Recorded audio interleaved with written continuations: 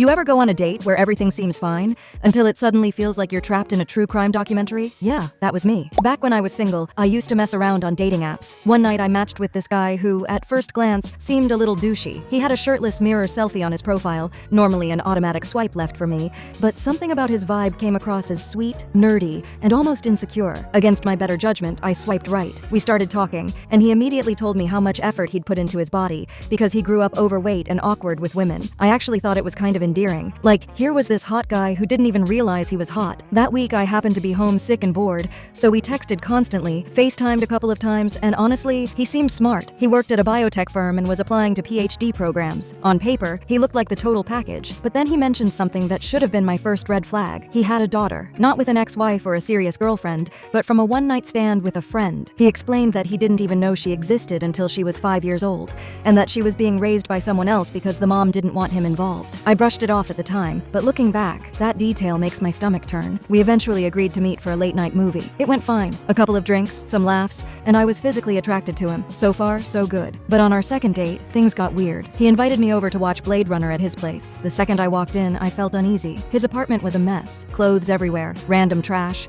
and as a decoration, he'd hung an old beach towel on the wall. Like, seriously? Still, I sat down. We started the movie, and before long he leaned in for a kiss. I let him for a second, then pulled back and said, "I'm not ready for that yet. Can we slow down?" He smiled, said, "Of course," and then turned the TV off completely. That's when he looked me dead in the eyes and said, "I'm in love with you." I laughed, thinking it was a joke. It wasn't. He doubled down, telling me he'd just broken off his engagement with a longtime fiancé back in Illinois because of me, that he wanted us to move in together immediately, and this is the part that made my skin crawl, that he wanted us to start trying for a baby. Then he asked me, straight-faced, "Are you ovulating right now? Because it really turns me on." At that point, I wasn't just uncomfortable, I was terrified. I remembered all the true crime shows I binge, and I knew if I panicked or rejected him outright, it could set him off. So I played it cool. I fake yawned and said I was exhausted, promised I'd see him tomorrow, and started grabbing my things. But before I could leave, he said, "Wait, can you do me a favor first?" My heart sank. I thought this was it. I asked what he wanted, and he said, "Will you stand in front of the mirror with me? I just want to see how beautiful we look together." I forced myself to go along with it. We walked into his bedroom, a total disaster zone of clothes and garbage, and stood in front of the mirror for a few seconds. I smiled, pretended,